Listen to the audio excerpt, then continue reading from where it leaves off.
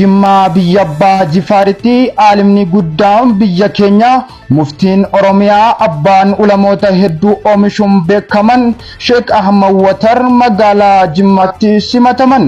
Bukaarii zamanaa jedhamuun kan beekaman Sheek Ahmad Watarii fi ulamaa'onni gurguddoon biyya keenya kanneen akka Sheek Usmaan Durii dabalatee magaalaa Jimmaatti bakka ulamaa'onni gurguddoon magaalaa Jimmaatti fi hoggantoonni magaalaa Jimmaa argamanitti simannaan bareeduun godhameefii jira.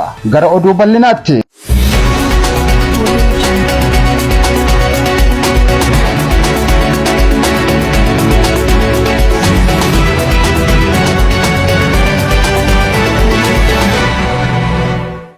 Alimni guddaan biyya keenya sheekanii jedhamuun kan beekamu Sheek Ahmad Watar magaalaa Jimmaatti jila isaanii wajjin simannaan ho'aan taasifameefii jira. Sheek Ahmad Watar guyyaa har'aa yeroo isaan buufata xiyyaaraa Abbaa Jifaar gaanitti aangoonni majlisa godinaa fi magaalaa akkasumas ulamaa'onni abbootiin hayyoonni dargaggoonni simannaa taasisaniiru. Simannaa isaanii boodas kallattiidhaan gara Masgiidur Rahmaa kan deeman achitti argamuudhaan ulamaa'otaa fi hayyootaan baga nagayaan dhuftan jedhaniiru. Egaan jilli Sheek Ahmad Watariin durfamu kun magaalaa Jimmaa bakkoota hedduu ni daawwata jedhamee kan eegamudha. Egaan biyya Abbaa Jifaar Jimmaan keessaa Sheek Ahmad Watar irraa qubatan baay'ee jedhamee yaadama. Kana hundaa ziyaaraa bareedduu fi kan godhan ta'utu yaadama. Egaan haga oduu dabalataatiin walitti deebinutti Aalam Miidiyaa wajjin turaa isiniin jenna.